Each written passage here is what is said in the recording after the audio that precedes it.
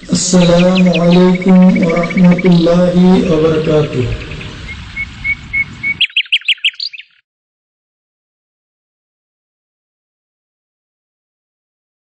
বিসমিল্লাহির রহমানির রহিম।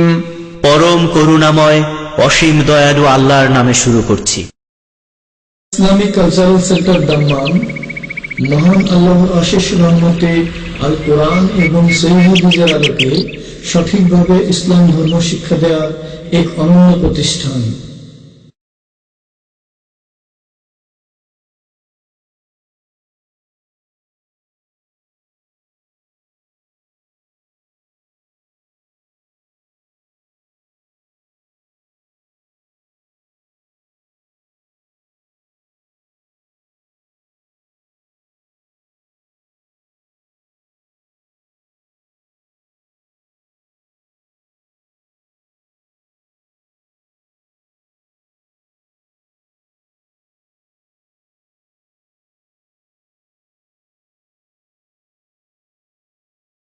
السلام عليكم ورحمة الله وبركاته. الحمد لله رب العالمين والصلاة والسلام على سيد المرسلين نبينا محمد وعلى آله وصحبه أجمعين. أما بعد فأعوذ بالله من الشيطان الرجيم. واتل عليهم نبأ إبراهيم إذ قال لأبيه وقومه ما تعبدون قالوا نعبد أصناما فنظل لها عاكفين قال هل يسمعونكم إذ تدعون أو ينفعونكم أو يضرون قالوا بل وجدنا آباءنا كذلك يفعلون. আল্লাহ পাকের সমস্ত প্রশংসা, সালাত এবং সালাম নাযিল হোক প্রিয় নবী সাল্লাল্লাহু আলাইহি ওয়াসাল্লামের উপর। আজকের দর্স হচ্ছে আকিদাতুত তাওহীদ থেকে শেখ আল্লামা সালেহ আল ফৌজান হাফিজাহুল্লাহ তাআলা তার কিতাব তাওহীদ সম্পর্কে মুসলিমের আকীদা কেমন হওয়া উচিত। দর্শের বিষয়বস্তু হচ্ছে তাওহীদের রুবুবিয়ত। তাওহীদের রুবুবিয়ত আল্লাহ পাক রব্বুল আলামিনের প্রভুত্ব, আল্লাহ পাকের কাজ কি আল্লাহ পাকের জন্য সুনির্দিষ্ট করা, আল্লাহ পাকের কাজের ক্ষেত্রে আল্লাহ পাক একক এ কথা বিশ্বাস করা এবং তার বাস্তবায়ন করা, এই বিষয়টি। এই ক্ষেত্রে যারা শিরকে লিপ্ত হয়েছে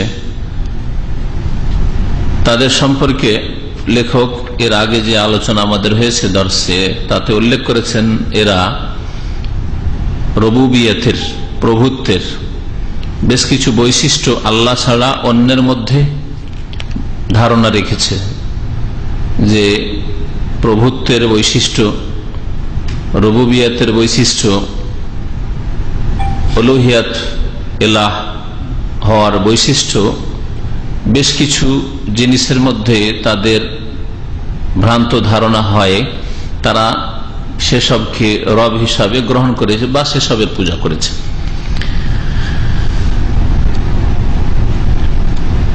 এই বাতিল আকীদার খণ্ডন সম্পর্কে আজকে যে দর্শটি সামনে রয়েছে তাতে লেখক বলছেন আর রাদ্দু আলা হাযিহি তাসাওউরাত আল বাতিলা, এই বাতিল বা ভ্রান্ত ধারণার খণ্ডন আমরা কি করে করব। বলছেন আল্লাহ পাক রব্বুল আলামিন স্বয়ং মুশরিকদের ভ্রান্ত ধারণার খণ্ডন করেছেন কোরআন কারীমের বিভিন্ন আয়াত। তার মধ্যে প্রথম বিষয় হচ্ছে যে আল্লাহ পাক যারা মূর্তি পূজক, পৌত্তলিক যারা, তাদের খণ্ডন করেছেন এই আয়াত দ্বারা। আর এরকম বেশ কিছু আয়াত রয়েছে, দু একটি করে আয়াত লেখক শুধু পেশ করেছেন। মহান আল্লাহ ইরশাদ করছেন আফারাআইতুমুল লাতা ওয়াল উজ্জা ওয়া মানাতা সালিসাতাল উখরা, আচ্ছা বলো তো তোমরা লাত উজ্জা সম্পর্কে আর তৃতীয় আরেকটি যে দেবী মানাত এ সম্পর্কে, যে এগুলিকে তোমরা যে এলাহ সাব্যস্ত করেছ, এগুলি তোমাদের কখনো কাজে এসেছে কোন যুগে, না তোমাদের ক্ষতি করেছে। রুবুবিয়তের বৈশিষ্ট্য হচ্ছে যিনি রব তিনি ক্ষতির মালিক, লাভের মালিক। তো এগুলোকে যে রব হিসাবে গ্রহণ করেছ, তো এগুলি কি তোমাদের কোনো সময় ক্ষতি করেছে না লাভে এসছে। এই আয়াত দুটি সম্পর্কে ইমাম কুরতুবী রহমতুল্লাহ আলাই বলছেন, ওমান আল আয়া আফারাআইতাহুম হাযিহিল আলিহা, আচ্ছা তুমি বলো তো এই উপাস্যগুলি সম্পর্কে, মাবুদগুলি সম্পর্কে, আনাফাত আও দাররাত, এগুলির দ্বারা কোনো উপকার হয়েছে না ক্ষতি হয়েছে? যদি এগুলি কারো ক্ষতি করতে পারে না, উপকার করতে পারে না, তাহলে আল্লাহর কি করে শরীক হতে পারে? হাত্তা তাকুনা শুরাকা লিল্লাহি তাআলা, তাহলে আল্লাহর শরীক কি করে হতে পারে? বরং নিজের লাভ লোকসানের মালিক নয়, অন্যের লাভ লোকসানের মালিক হওয়া, ক্ষতি সাধন করা বা উপকার করা তো দূরের কথা, নিজেকে রক্ষা করতে পারে না, আর নিজেকে ক্ষতি থেকে বাঁচাতে পারে না, নিজেকে লাভবান করতে পারে না। ওয়াহাল দাফাত আন নাফসিহা, নিজের প্রতিরক্ষার ব্যবস্থা করতে পেরেছিল এই মূর্তিগুলি। হিনামা হাতামাহা রাসূলুল্লাহ সাল্লাল্লাহু আলাইহি ওয়াসাল্লাম ওয়া আসহাবুহু রাদিয়াল্লাহু আনহুম ওয়া হাদামুহা, যখন রাসূলুল্লাহ সাল্লাল্লাহু আলাইহি ওয়াসাল্লাম এগুলিকে ভেঙে চুরমার করেছিলেন এবং সাহাবায়ে কেরামরা তাতে শরীক হয়েছিলেন, আর এসব উপাসনালয়গুলিকে সাহাবায়ে কেরামরা ভেঙে ফেলেছিলেন। তাহলে যদি ক্ষতি করার মতো ক্ষমতা থাকতো এসব দেবদেবীতে, উপাস্যে যে দেবদেবীর প্রতিমূর্তি করে পূজা হচ্ছিল, কারণ মূর্তি পূজা সম্পর্কে এর আগে লেখক বলেছেন যে তাদের ধারণা ছিল যে আন্না হাযিল আসনাম তুমাসসিল আশিয়া গায়েবা, এই মূর্তিগুলি আসলে মূর্তির পূজা না, মূর্তির পিছনে বিশেষ এমন ব্যক্তিরা আছে যারা এখন সামনে নেই, মজুদ নেই, কিন্তু তারা কোন এক যুগে ছিল, শতলোক হিসাবে ধরা হোক অথবা যেভাবে ধরা হোক না কেন, তারা ছিল।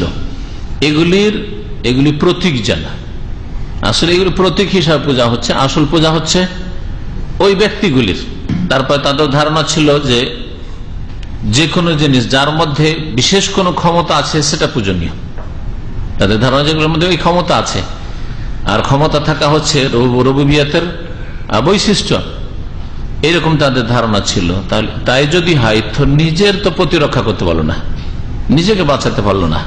রাসূলুল্লাহ সাল্লাল্লাহু আলাইহি ওয়াসাল্লাম সাহাবায়ে কেরামরা যখন মূর্তি ভেঙেছেন কাবার চারিদিকে, তারপরে তায়েফের যুদ্ধ হয়েছে, তখন এখানে বিভিন্ন সেই মুশরিকদের উপাসনালয় ছিল, সেগুলোকে ভেঙে ফেলা হয়েছে। খালিদ বিন ওয়ালিদ রাদিয়াল্লাহু তাআলা আনহু ভেঙে ফেলেছেন। এরকমই বিভিন্ন আস্তানার পুজো হইত। মহান আল্লাহ এই মর্মে ইব্রাহিম আলাইহিস সালামের ঘটনা উল্লেখ করতে গিয়ে বলছেন যে ইব্রাহিম আলাইহিস সালাম মূর্তি ভেঙে ফেলেছিলেন। যদি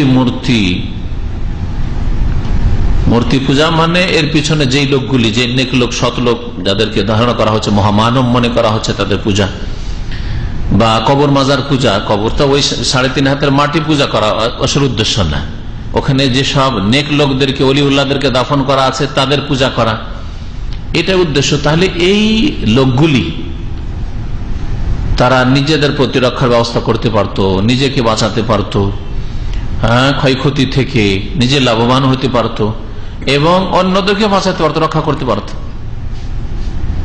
বাগদাদের ওপর, ইরাকের ওপর কত যুগে যুগে জালেমদের যে হামলা হয়েছে, সুবহানাল্লাহ। বাগদাদের আব্বাসী খেলাফতের পতন ঘটেছে, আর মুসলিমদের সভ্যতাকে ধ্বংস করেছে হালাকু খা, এই তাতারিরা। আব্দুল কাদের জিলানীর, যাকে গাউসুল আজম মহান উদ্ধারকারী বলা হচ্ছে, তার কবর তো সেখানে। তো যদি কোন ব্যক্তি মুসলিমদের যারা শিরক করে থাকে এই কবর মাজার পূজার মাধ্যমে, এইসব ব্যক্তিত্ব, কবর পূজা মানে ওই ব্যক্তির পূজা। আব্দুল কাদের জিলানী গাউস মহান উদ্ধারকারী, তিনি দিতে পারেন, জীবিত করতে পারেন, উদ্ধার করতে পারেন, সন্তান দিতে পারেন, রোগ ভালো করতে পারেন, এসব শিরকি কুফরি আকীদা আছে। এইরকমই যারা মূর্তি পূজক, তাদের ওই মূর্তি, এইগুলি যাদের নামে, তাদের সম্পর্কে এইরকম বিশ্বাস যে তারা উন্নতি অবনতির মালিক, ভালো মন্দের মালিক, রুবুবিয়তে আল্লাহর সাথে শরীক করা হচ্ছে। তাহলে এই বাগদাদকে কোন একটা যুগে তো রক্ষা করতে পারতেন আব্দুল কাদের জিলানী। এছাড়া আপনাদের চোখের সামনে কয়েক বছরের মধ্যে ইরাকের কি হইল দুর্দশা, এই বাগদাদের কি দুর্দশা হইল, না নিজেকে রক্ষা করা এই ক্ষমতা তাদের রয়েছে, না দেশকে না শহরকে। যদি তা থাকতো তাহলে কোন একটা যুগেতে এরকম কিছু দেখা যেত, অলৌকিকত্ব, যে হ্যাঁ মাশাআল্লাহ বড় পীর বাগদাদকে রক্ষা করে ফেলেছে, খাজা মঈনুদ্দিন চিশতি মাশাআল্লাহ ভারতকে রক্ষা করে ফেলেছে, ভারতের বালা মুসিবত দূর করে ফেলেছে, শাহজালাল মাশাআল্লাহ এই ঘূর্ণিঝড় আসছিল, কয়েকদিন আগে ঘূর্ণিঝড় এলো কোথায়, ব্রাহ্মণবাড়িয়াতে, হ্যাঁ যে জাতিকে বাঁচিয়ে দিয়েছে, বিল্ডিং ধসা থেকে বাঁচিয়ে দিয়েছে। যদি এদের মধ্যে ক্ষমতা থাকতো, না কোনো ক্ষমতা তাদের নাই। তাই যদি হইতো তো তারা অন্যকে উপকৃত করতে পারে, অন্যকে উপকার করা তো দূরের কথা, নিজেকে উপকৃত করতে পারে না। মহান আল্লাহ ইরশাদ করেছেন ওয়াতুলু আলাইহিম নাবা ইব্রাহিম, হে নবী তুমি মানব জাতিকে পড়ে শুনিয়ে দাও ইব্রাহিম আলাইহিস সালামের সংবাদ, তার কিসসা কাহিনী। ইয ক্বালা লিআবিহি ওয়া কওমিহি মা তা'বুদুন, যখন ইব্রাহিম আলাইহিস সালাম বললেন নিজ পিতাকে এবং স্বজাতিকে, মা তা'বুদুন তোমরা কিসের পুজো করো, কিসের তোমরা ইবাদত করছো, পুজো করছো। কালু তখন তারা উত্তরে বলেছিল না আবুদু আসনামান, আমরা মূর্তি পূজা করছি। ফানাজাল্লাহ আকিফিন, সর্বদা এর উপর আমরা অটল থাকবো, ছাড়বো না, তোমার এসব বলাতে আমাদের কিছু হয় না, ছাড়বো না। কালা হাল ইয়াসমাউনাকুম ইয তাদউন, তখন ইব্রাহিম আলাইহিস সালাম বলেছিলেন যে আচ্ছা তোমরা যখন এসব দেবদেবীকে ডাকো, মূর্তি প্রতিমাকে ডাকো যখন, হ্যাঁ তখন তারা কি তোমাদের ডাক শোনে? হাল ইয়াসমাউনাকুম, তোমাদের ডাক শোনে? তাহলে প্রথম কথা শুনেই না, শুনেই না। কোরআন স্পষ্ট করে যে এরা শুনেন না। না কোন মূর্তি, যেসব মূর্তির পূজা হচ্ছে বা আল্লাহ ছাড়া কাউকে ভগবান ঈশ্বর বলে পূজা করা হচ্ছে, ভগবান রাম, ভগবান কৃষ্ণ, হ্যাঁ অমক তমক, এইরকমই যেসব জিলানি আর চিশতি আর অমক আর তমক, এরা কি তোমরা তাদেরকে ডাকলে শোনে? আও ইয়ানফাউনাকুম আও ইয়াদুররুন, অথবা তোমাদের কাজে আসে, উপকারে আসে, আও ইয়াদুররুন ক্ষতি সাধন করতে পারে, তোমাদের না লাভ করে দিতে পারে না ক্ষতি করতে পারে। তখন তারা জবাব বলেছিল কালু বাল ওয়াজাদনা আবাআনা কাযালিকা ইয়াফআলুন, এই কথা বলেনি তারা, কিন্তু ইব্রাহিম আলাইহিস সালামের যুগের মুশরিকরাও তারা এই কথা বলেনি যে এই দেবদেবীগুলি আমাদের উপকার করতে পারে, আমাদের ক্ষতি করে দিতে পারে, ক্ষতির ভয়ে বা উপকারের আশায় এদের পুজো করছি। বরং তারা কি বলেছিল অজুহাত কেন পূজা করছি? আমাদের পূর্বপুরুষ বাপদাদা করেছে। কালু তারা বলেছে বাল ওয়াজাদনা আবাআনা কাযালিকা ইয়াফআলুন, বরং আমাদের পূর্বপুরুষ বাপদাদাদেরকে পেয়েছি এইরকমই করতে, বাপদাদা থেকে যে ধর্ম চলে আসছে আমরা ছাড়তে পারি না করতে। তাহলে মুশরিকদেরও আসলে বিশ্বাস নেই যে এগুলি কাজে আসতে পারে। হ্যাঁ অনেক মুশরিকি আছে যাদের বিশ্বাস নেই, কিন্তু গতানুগতি বাপদাদা করে আসছে, ধর্ম একটা তো করতে হবে, ধর্ম একটা করতে হবে। এইরকম যেমন হিন্দুদের পূজার অধিকাংশ এইরকমই, একটা ধর্মে থাকতে হবে, বাপদাদা থেকে চলে আসছে ওটাতে আছে। ব্রেনকে খুলি, সুস্থ মস্তিষ্কে চিন্তা করবি, এই রকমের কোন রকমের চেষ্টা নেই মানুষের। অনেকে আছে অন্ধ, যা লোকে বলে তাই বিশ্বাস করে বিনা কোনো তদন্তে। যারা আজকাল এক শ্রেণীর মুসলিম বলছে যে আমাদের ওলি আউলিয়া বুজুর্গানে দিন, এরা কেরামতিতে মৃতকে জীবিত করতে পারে, তাদের কেরামতিতে সাহায্য করতে পারে, উদ্ধার করতে পারে। ওলি আউলিয়ারা আমাদের করেছে, সাহাবায়ে কেরামরা সবচেয়ে বড় ওলি আম্বিয়া রাসূলের পরে। দেখো তো একজন সাহাবী কোন মৃত ব্যক্তিকে জীবিত করেছেন, দেখেন তো দেখি। একজন তাবেঈন, শ্রেষ্ঠ তাবেঈ সাঈদ ইবনুল মুসাইয়্যিব, হাসান বসরি, মুহাম্মদ বিন সিরিন, তাদের কেউ মৃতকে জীবিত করে, দেখেন তো দেখি। আইম্মায়ে কেরাম, ইমাম আবু হানিফা, শাফি, মালিক, আহমদ বা মুহাদ্দিসিন আইম্মায়ে কেরাম, ইমাম বুখারী, মুসলিম, কারো একজন দেখান যে অমুক ইমাম মৃতকে জীবিত করেছেন। তো যারা আসলে সত্যিকার আল্লাহ পাকের ওলি, তাদের ইতিহাসে তো পাওয়া যাচ্ছে না যে তারা মৃতকে জীবিত করেছে। কিন্তু এক শ্রেণীর লোকেরাও তাদের বিদাতি বুজরুগানি দিন সম্পর্কে এই ভ্রান্ত বিশ্বাস রাখে যে এরা মৃতকে জীবিত করতে পারে, গায়েবী আওয়াজ দিয়ে উদ্ধার করে, ইত্যাদি ইত্যাদি, সব তাদের কেরামত। আজকে বেশ কিছু আলেমের সাথে একবার আলোচনা হচ্ছিল, তো একটা গুরুত্বপূর্ণ পয়েন্ট আসলে আপনাদের শোনাই। এটা শুধু ওই আগেও থাকলো না, সাহাবায়ে কেরামদের আমলে পাওয়া গেল না, তাবেঈনদের জামানাতে পাওয়া গেল না, আইম্মা মুহাদ্দিসিনদের মধ্যে আর ফুকাহাদের মধ্যে পাওয়া যাচ্ছে না, শুধু এই ভণ্ডদের মধ্যে কিছুদিন পাওয়া যাচ্ছে। আচ্ছা, যেগুলো মরে গেছে সেগুলো সম্পর্কে শুধু বলছে, জীবিত বর্তমানগুলো এক দুটো দেখাও। বাংলাদেশে অমুক অমুক আছে, ভারতে অমুক অমুক ওলি আছে যারা মৃতকে জীবিত করে, দেখিয়ে দাও আমাদের, যাই আমরাও দেখি ওদেরকে একটু পরীক্ষা করে যে কেমন মৃতকে জীবিত করতে পারে, কেমন তারা সন্তান দিতে পারে, কেমন রোগের আরোগ্য দান করতে পারে, এরা কেমন কলব থেকে কলমে এলেম দিতে পারে, একটু টেস্ট করা যাক তাদেরকে। কি বুঝলেন? ঠিক না? এই সিলসিলা তো থাকা উচিত না। ওলির দরজা, বেলায়েতের দরজা শেষ হয়ে গেছে, বন্ধ হয়ে গেছে। ওই বিশেষ কিছুদিনের জন্য খুলেছিল দেওবন্দে আর বেরেলিতে, যে আশরাফ আলী থানভী আর গঙ্গোহী আর হাজার মাক্কি, এই বেশ ওরা এসব এগুলো করলো, আর নেই। আরে বর্তমানে তো দেওবন্দ আছে, তো দেখা দু চারজন ওস্তাদ যে তারা মৃতকে জীবিত করে, অন্তরের কথা জেনে নিতে পারে, হ্যাঁ, কলব থেকে কলব এলেম দিতে পারে। দেখাও দু চারজনকে, দেখি আমরা এরকম চেহারা কিছু আছে, হাটহাজারি আছে, দেখান কিছু যে এরা এইসব করতে পারে। এগুলো ভ্রান্ত ধারণা না? যদি এটা সত্যিকার ধর্ম হইতো তো কিয়ামত পর্যন্ত এই সিলসিলা থাকতো, দুটা চারটা করে তো ওলি তো থাকতো। এইরকম ওলি, এইরকম ওলি ইসলামের নেই। হ্যাঁ, কোরআন হাদিস ওয়ালা ওলি আছে, আল্লাযীনা আমানু ওয়া কানু ইয়াত্তাকুন, ঈমান এবং তাকওয়ার ভিত্তিতে বেলায়াত, আল্লাহ পাকের বন্ধুত্ব দরজা সকলের জন্য খোলা আছে। তাতে এত কেরামতের ছড়াছড়ি নেই, মিছামিছি, আর এতে কেরামতের নামে শিরক কুফরি নেই। যারা দিতে পারে, রক্ষা করতে পারে, এরা ঝগড়া মিটাতে আসে, ইত্যাদি ইত্যাদি। আউযুবিল্লাহ।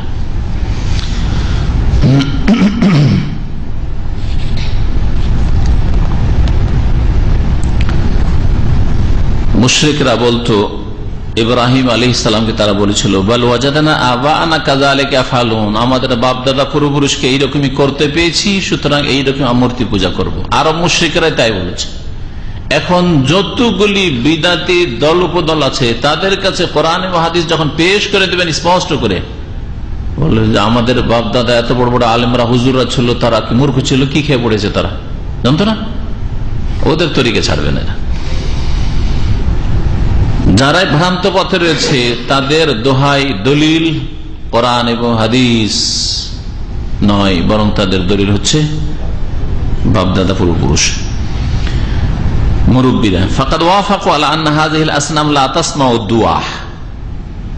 তাহলে এই মুশরিকরা প্রাচীন যুগের ইব্রাহিম আলাইহিস সালামের জামানার, তারা সম্মতি প্রকাশ করেছিল ইব্রাহিম আলাইহিস সালামের সাথে যে এই মূর্তিগুলি তাদের ডাক শুনে না, তার ডাকে সাড়া দিতে পারে না, শুনতেও পারে না। প্রথম কথা শুনেই না, প্রথম শুনতে হবে, তারপরে সাড়া দিতে হবে, তাই না?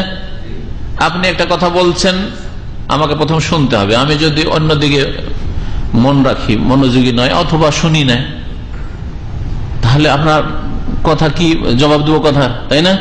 প্রথমে শুনতে হবে, শোনার পরে আপনার তলব পুরা করবো কি করবো না সেটা, বা পারবো কি না সেটা পরের ব্যাপার। আল্লাহ তো বলছেন শুনেই না। শুধু এই মূর্তিগুলি সম্পর্কে আল্লাহ বলেনি, বরং কোরআনে কারিমে যারা কবরবাসী তাদের সম্পর্কে বলছে ওমা আনতা বিমুসমিইন মান ফিল কুবুর, হে নবী তুমি শোনাতেই পারবে না ওই সব লোকদেরকে যারা কবরে চলে গেছে। আল্লাহ পাক রব্বুল আলামিন তাহলে মৃতদেরকে শোনার শক্তি দেননি এইরকম যে যখন তখন তারা শুনে নেবে।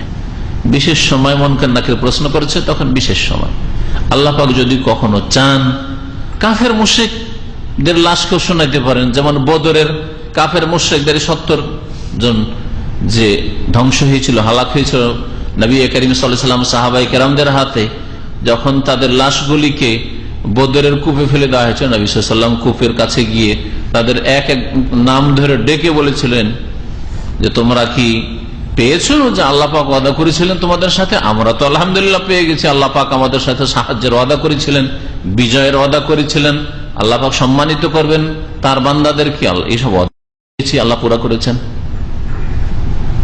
ওমর রাদিয়াল্লাহু তাআলা আনহু জিজ্ঞেস করলেন, জি ইয়া রাসূলুল্লাহ, আপনি এমন দেহের সাথে কথা বলেন যার কোনো রূহ নেই, রূহবিহীন দেহের সাথে, তুকাল্লিমু আজসাদাল্লাহ আরওয়াহালাহা। নবী কারীম বলেছিলেন যে তোমাদের চাইতে এখন বেশি শুনছে। আল্লাহ ওদেরকে লাঞ্ছিত অপদস্থ করার জন্য শোনার শক্তি দিয়েছে। হ্যাঁ, তাহলে বিশেষ সময়ে কোন মৃতকে শুনিয়ে দাও, এটা ওলির সাথে খাস হওয়া তো দূরের কথা, সাধারণ একটা মুসলিমের সাথেও খাস না, কাফিরকে আল্লাহ শোনাইতে পারে। হ্যাঁ, মৃত ব্যক্তিকে যখন দাফন করা হয় তারপরে উঠিয়ে ফেরেশতা জিজ্ঞেস করে, যে কোনো মানুষকে জিজ্ঞেস করা হয়, এটা মুসলিমের সাথে শুধু খাস না, তাই না? আর এমনিতে কোরআন কারীমের বিধান যে যারা মারা গেছে তারা শোনে না, মৃত শোনে না, এই মূর্তিগুলি শোনে না ডাক। ওয়ালা তানফাউ, উপকার করতে পারে না, ওয়ালা তাদুর, ক্ষতিও করতে পারে না। ওয়া ইন্নামা আবাদুহা তাকলিদান লিআবাইহিম, এই ইব্রাহিম আলাইহিস সালামের জাতি মুশরিকরাও বলেছিল যে আমরা এইসবের পূজা করছি কেন? বাপদাদার অনুকরণে। তারা পুজো করেছিল এগুলির তাদের বাপদাদা পূর্বপুরুষদের অন্ধ অনুকরণে। অন্ধবিশ্বাসী, অন্ধবিশ্বাসী দুনিয়ার ক্ষেত্রে অন্ধবিশ্বাসী কিন্তু মানুষ হয় না। আমি মাঝে মাঝেই বলি, দুনিয়ার ক্ষেত্রে অন্ধবিশ্বাসী আমরা হলে কেউ এখানে পৌঁছিতে পারতাম না, তাই না? আমার আব্বা শুধু হজে আসছেন, চাকরি করার স্বপ্নই দেখেননি সৌদি আরবে। হ্যাঁ, পড়াশোনার স্বপ্নই দেখেননি সৌদি আরবে। করেছি দুনিয়ার ক্ষেত্রে তো আমরা ওইসব করি না, বাপদাদার অন্ধ অনুকরণ। আর আপনাদের কারো বাপ মনে হয় সৌদি আরব আসেনি, তাই না? আর যদি এশিয়ায় থাকে, আমার বাপ ক্লিনার ছিল তো আমিও ক্লিনার থাকবো, আমার বাপ প্রাইমারি পাস ছিল আমিও প্রাইমারি পাস, আমার বাপ অশিক্ষিত ছিল আমিও অশিক্ষিত থাকবো। আছে দুনিয়াতে কি ওইরকম লোক? কোন লোক, হাত পাগলা লোকও পাবেন না এরকম। কিন্তু ধর্মের ক্ষেত্রে, দিনের ক্ষেত্রে, তাওহীদ আকীদার ক্ষেত্রে, সঠিক দিন জানার ক্ষেত্রে এই বিদাতি মুশরিকরা হচ্ছে হাত পাগলা। তো বাপদাদা পূর্বপুরুষদের অন্ধ অনুকরণ, এটা হচ্ছে বাতিল দলিল। ও তাকলিদ হুজ্জাতুন বাতিলা, অন্ধ অনুকরণ করা হচ্ছে বাতিল দলিল, এটা কোনো দলিল নয়, যুক্তি নয়। যেটা দুনিয়ার ক্ষেত্রে প্রযোজ্য না সেটা দিনের ক্ষেত্রে অবশ্যই প্রযোজ্য না। দিনের ক্ষেত্রে আরো সজাগ থাকতে হবে। দুনিয়ার ক্ষেত্রে 2 পয়সা লাভ হইলো না হইলো করলাম না, আমার বাপ চাষি ছিল আমিও চাষি থাকলাম, ব্যবসার কি বা দরকার? বাপ দাদা চাষাবাদ করে আসলো, কৃষি কাজ করে আসলো, প্রয়োজনে কি ব্যবসায় নামার? চলবে, তারপরে না চলবে না, রুজির গোজা চলে যাবে, পেটের ভাত হয়ে যাবে। হ্যাঁ, কিন্তু দিনের ক্ষেত্রে যদি অন্ধ অনুকরণ করেন, আর যাদের অন্ধ অনুকরণ করছেন তারা যদি ওই জাহান্নামের রাস্তায়, শিরক কুফরের রাস্তা থেকে থাকে, তাহলে আপনিও জাহান্নাম। তাহলে ওই ক্ষেত্রে আরো বেশি সজাগ হওয়া উচিত ছিল। মুশরিকদের মধ্যে যারা যুগে যুগে তারকা নক্ষত্রের পূজা করেছে, সূর্য চন্দ্রের পূজা করেছে, তাদের খণ্ডনে লেখক কয়েকটি আয়াত পেশ করছেন। বলছেন, ওয়ারুদ্দা আলা মান আবাদাল কাওয়াকিব ওয়াশ শামস ওয়াল কামার বিকাউলিহি ওয়াশ শামস ওয়াল কামার ওয়ান নুজুম মুসাখখারাতিন বিআমরিহি। যেসব লোকেরা তারকা পূজা করে, সূর্য পূজা করে, চন্দ্র পূজা করে, তাদের খণ্ডন আল্লাহ পাকের এই বাণী দিয়ে আমরা করতে পারি। আল্লাহ পাক বলছেন যে সূর্য, চন্দ্র এবং তারকারাজি এগুলি হচ্ছে মুসাখখারাতিন বিআমরিহি, আল্লাহ পাকের নির্দেশে নিয়োজিত। আল্লাহ যেই ভাবে নির্দেশ করেছেন, যেই কাজের জন্য সৃষ্টি করেছেন, সেই কাজে নিয়োজিত আছে। হ্যাঁ, আপন গতিতে চলতে আছে, যেভাবে আল্লাহ পাক রব্বুল আলামিন চলার জন্য সৃষ্টি করেছেন। এটা হচ্ছে আল্লাহ পাকের তাসখীর, মানে নিয়োজিত করা হবে। কওলিহি, তো যেগুলি আল্লাহ পাকের নির্দেশ মোতাবেক চলে সেগুলি আবার এলা আর মাবুদ কি করে হতে পারে? পূজনীয় কি করে হতে পারে? নিজে মাবুদ কি করে হইল? অন্য কারো আদেশে চলছে, অন্য সত্তা, আল্লাহ পাক যেই জন্য সৃষ্টি করেছেন সেই কাজে লেগে আছে, তাহলে মাবুদ কি করে হইতে পারে? এটা এই পয়েন্টটা হচ্ছে যে এগুলি মাবুদ নয়, উপাস্য নয়, এগুলি রব নয়, এগুলির মধ্যে প্রভুত্বের বৈশিষ্ট্য নেই। প্রভুত্ব থাকলে স্বাধীন থাকে। আর একজন শাসক আর একজন শাসকের গোলামি মেনে নিতে চাই না, পারলে গোলামি মেনে নিতে চাই না, ফস করে উঠে তো দেখবো, না পারলে তখন গোলামি করে, তাই না? কৌলহি আল্লাহ পাক রব্বুল আলামিনের বাণী দ্বারা খণ্ডন করা যেতে পারে। আল্লাহ পাক ইরশাদ করেছেন, অমিন আয়াতিহিল লাইল ওয়ান নাহার ওয়াশ শামস ওয়াল কমর। আল্লাহ পাকের নিদর্শন সমূহের অন্তর্ভুক্ত হচ্ছে রাত, দিন, সূর্য, চন্দ্র। এগুলি আল্লাহ পাকের নিদর্শন, মানে আল্লাহ পাকের সৃষ্টিতে এমন কিছু আছে যেগুলি দেখে, যেগুলি নিয়ে গবেষণা করে, যেগুলি নিয়ে চিন্তা করে স্রষ্টাকে চেনা যেতে পারে। এগুলি হচ্ছে আল্লাহ পাকের সৃষ্টিগত আয়াত। আল্লাহ পাকের সৃষ্টিগত আয়াত হচ্ছে রাত, দিন। দেখেন, রাত, ঠান্ডা, গরম, ছোট, বড়, আলো, অন্ধকার, দিন, ঠান্ডার দিন, গরমের দিন, বড় দিন, ছোট দিন, রাতের বেশ কিছু অংশ দিনে ঢুকে যাচ্ছে, দিনের বেশ কিছু অংশ রাতে ঢুকে যাচ্ছে। সুবহানাল্লাহ, রাত যাচ্ছে, দিন। এছাড়া বহু শেখার বিষয় রয়েছে যেগুলি সায়েন্সে ঢুকলে জানবেন। সূর্য চন্দ্র নিয়ে এগুলি আল্লাহ পাক রব্বুল আলামিনকে চেনা বিশাল সৃষ্টি, এমনিতে তৈরি হয়ে গেছে। এটা ক্ষুদ্র একটা কাঁটাও তো বলবেন না যে এমনিতে তৈরি হয়ে গেছে, বলবেন যেটা প্রাকৃতিক, প্রাকৃতিক দুর্যোগ, প্রাকৃতিক, সব প্রাকৃতিক বালা মুসিবত আসলে এগুলো প্রাকৃতিক দুর্যোগ না। আল্লাহ পাক রব্বুল আলামিনের সবকিছু নিয়ন্ত্রণাধীন। আল্লাহ পাক বলছেন, লা তাসজুদু লিশ-শামসি ওয়ালাল কমার, সুতরাং তোমরা সিজদা করিও না সূর্যকে এবং চন্দ্রকে।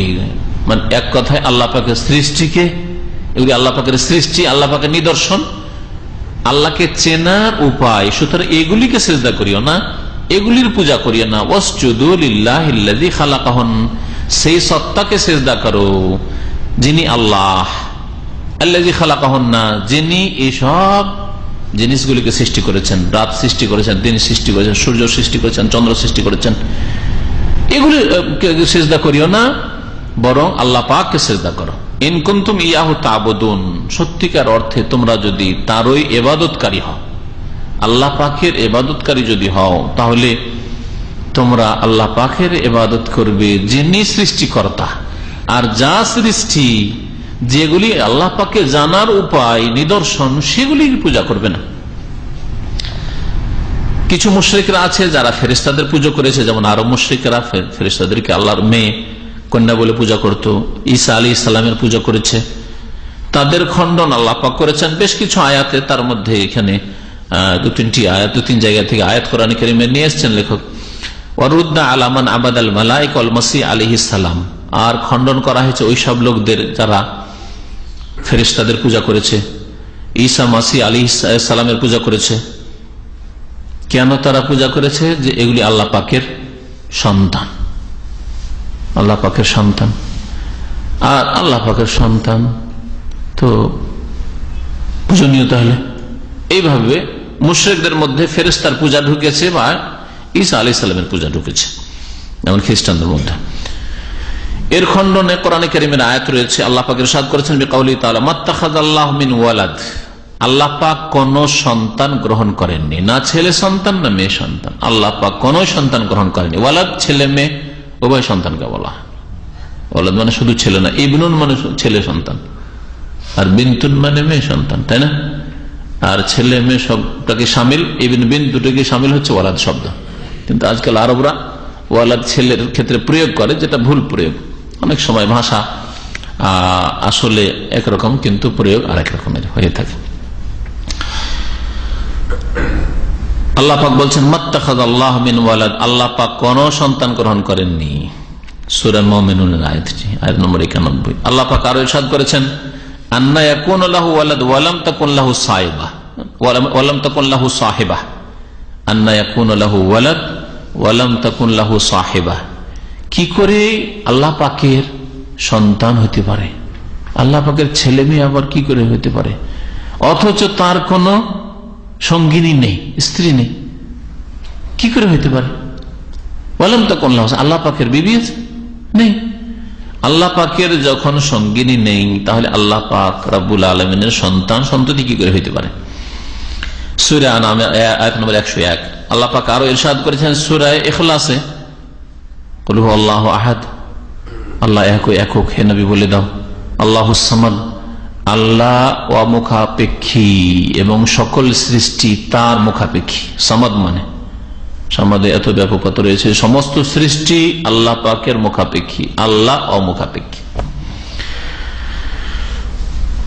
সৃষ্টি যত শক্তিশালী হোক না কেন, তার চাইতে শক্তিশালী কিছু থাকতে পারে। সুতরাং বা কোনো এক সময় এইরকম অসহায় হতে পারে যে আশাবাদী যে আমার যদি হেল্প হইত, আল্লাহকে বিশ্বাস করলে, আল্লাহ পাক রব্বুল আলমিনের স্মরণ নিয়ে থাকে, আল্লাহ পাকের আশ্রয় কামনা করে, আর আল্লাহ যদি বিশ্বাসী না হয়, মুশরিক হয়, তো মনে করে যে দেব দেবী আমার চাইতে বেশি শক্তিশালী, পীর ওলি কবর মাজার আমার চাইতে শক্তিশালী, সেজন্য তারা দিতে পারে। আর যদি নাস্তিক হয় তবু মনে করে উফ, আমার প্রাণটা যদি বাঁচত, বাঁচাবে কে? হ্যাঁ, তিনি একমাত্র আল্লাহ। যে কোনো নাম দিক না কেন, আল্লাহ নাম দিক, আর ওলি নাম দিক, আর দেবদেবী নাম দিক, হ্যাঁ, আর বলুক যে প্রাকৃতিক বলুক, কিন্তু আল্লাহ পাক রব্বুল আলামিন কে মানুষ যেখানে অসহায় হয়ে যায় সেখানে বিশ্বাস করে, সেখানে গিয়ে তার শরণাপন্ন হয়। নাম বলতে গিয়ে, চিনতে গিয়ে, কারণ জ্ঞান না থাকার কারণে ভুল করতে পারে। কিন্তু যে কোনো মানুষের এটা প্রকৃতির স্বভাব হচ্ছে যে যখনই কোনো জায়গায় অপারগ অসহায় হয়ে যায়, তখন বড় কোনো শক্তির আশ্রয় কামনা করে। আর একমাত্র সার্বিক ক্ষমতার মালিক রব্বুল আলামিন, যিনি অপ্রতিরোধ্য, আল কাহার, যিনি সর্বজয়ী, আল আজিজ, যে শক্তিকে কোন শক্তি হারাতে পারে না, আল্লাহ পাক রব্বুল আলামিন জাত। আল্লাহুস সামাদ, লাম ইয়ালিদ ওয়া লাম ইউলাদ, না আল্লাহ পাকের সন্তান রয়েছে, না আল্লাহ কারো সন্তান। লাম ইয়ালিদ, না জনক না জাতক। ওয়ালাম ইয়াকুল্লাহু কুফুয়ান আহাদ, না আল্লাহ পাকের, না তার মানে আল্লাহ লহু, না তার কোন সমকক্ষ রয়েছে, তার কোন সমকক্ষ নেই। যখন সমকক্ষ নেই তো আর কেউ রব কি করে হইতে পারে? কেউ আর কেউ এলাহ মাবুদ কি করে হইতে পারে? একমাত্র এলাহুল হক, আল্লাহ পাক রব্বুল যালিকা বিআন্নাল্লাহু হুয়াল হক, আল্লাহ পাক রব্বুল আলামিন হক মাবুদ। ওয়া আন্নামা ইয়াদউনা মিন দুনিহিল বাতিল, আর আল্লাহকে বাদ দিয়ে যে সবের উপাসনা করে, পূজা করে মানুষ, সেগুলি হচ্ছে বাতিল। এই ছিল আজকের আলোচনা মুশরিকদের, যে কোনো জাতের মুশরিক হোক না কেন, মুশরিকদের যে আল্লাহ ছাড়া অন্যের পূজা বা অন্যকে রব মনে করা, অন্যের মধ্যে প্রভুত্বের বৈশিষ্ট্য, এইরকম ধারণা রাখা, ভ্রান্ত ধারণা, এগুলির খণ্ডন সম্পর্কে লেখকের কথা। আর তারপরে আমাদের একটা নতুন দর্শ শুরু হবে, সেটা হচ্ছে যে সারা পৃথিবীর সমস্ত সৃষ্টি এবং সমস্ত সৃষ্টির প্রকৃতিতে এই বিষয়টি রয়েছে যে সমস্ত সৃষ্টিকুর আল্লাহ পাকের অনুগত, আর আল্লাহ পাক রব্বুল আলমিনের কাছে সারেন্ডারকারী, স্বেচ্ছায় হোক বা অনিচ্ছাকৃত হোক। একমাত্র মানুষ এবং জিনের মধ্যে বেশ কিছু অবাধ্য আছে, যারা স্বেচ্ছায় আল্লাহকে স্বীকার করে না বা আল্লাহ পাকের তৌহিদ একত্বকে স্বীকার করে না, কিন্তু অনিচ্ছাকৃত যেখানে বাধ্য সেখানে গিয়ে আল্লাহ পাকের প্রভুত্ব রুবুবিয়তকে স্বীকার করতে বাধ্য। আর বাকি সমস্ত সৃষ্টি আল্লাহ পাকের অনুগত। এই মর্মে বেশ কিছু কোরআনে কারীমে আয়াত রয়েছে, কখনো সেজদার ভাষা দিয়ে, কখনো আত্মসমর্পণের ভাষা দিয়ে, ওয়ালাহু আসলামু মান ফিস সামাওয়াতি ওয়া মান ফিল আরদ, এই বিষয়টিকে লেখক উল্লেখ করেছেন। আর আজকে যেহেতু আলোচনা শুরু হইতে লেট হয়ে গেছে, সময় বেশি নেই, এই আলোচনা আবার শুরু করলে কমপক্ষে আধা ঘন্টা 40 মিনিট লাগবে, সেজন্য আজকে এখানে ছেড়ে দিচ্ছি। আল্লাহ পাক রব্বুল আলামিন যেন আমাদেরকে তার তৌহিদ বুঝার তৌফিক দান করেন, সহি আকীদা, কোরআন এবং হাদিস ভিত্তিক আকীদা গ্রহণ করার তৌফিক দান করেন, কোরআন এবং হাদিস ভিত্তিক আকীদা সম্পর্কে সঠিক জ্ঞান হাসিল করার তৌফিক দান করেন, এবং সঠিক আকীদার উপর আল্লাহ পাক যেন জীবন যাপনের তৌফিক দান করেন। আল্লাহ পাক রব্বুল আলামিন যতদিন রাখবেন সমস্ত গুমরাহি বিভ্রান্তি থেকে, শিরক বিদআত থেকে আল্লাহ পাক যেন বাঁচিয়ে রাখেন। যেসব মুসলিম ভাই বোনরা গুমরাহ পথভ্রষ্ট হয়ে রয়েছে, আল্লাহ পাক তাদেরকে যেন হিদায়াত দান করেন। যেসব অমুসলিমরা ইসলামের পথ থেকে, তৌহিদের পথ থেকে বিভ্রান্ত হয়ে শিরক কুফরিতে লিপ্ত রয়েছে, আল্লাহ পাক তাদেরকে যেন হিদায়াত দান করেন। আল্লাহ পাক সমস্ত মানুষকে যেন সঠিক রাস্তায় ফিরে আসার তৌফিক দান করেন, আর সত্য দ্বীনের সন্ধান করা আল্লাহ পাক যেন তৌফিক দান করেন। সুবহান রাব্বিকা রাব্বিল ইজ্জাতি আম্মা ইয়াসিফুন ওয়া সালামুন আলাল মুরসালিন আলহামদুলিল্লাহি রাব্বিল আলামিন। কাফন আমার আপন, কবর আমার ঘাঁটি, ওই কবরে যেতে হবে, থাকবে না কেউ সাথী। ওই কবরে যেতে হবে, থাকবে না কেউ সাথী। কাফন আমার আপন, কবর আমার ঘাঁটি, ওই কবরে যেতে হবে, থাকবে না কেউ সাথী। ওই কবরে যেতে হবে, থাকবে না কেউ সাথী। থাকতে হবে নিরালায় একা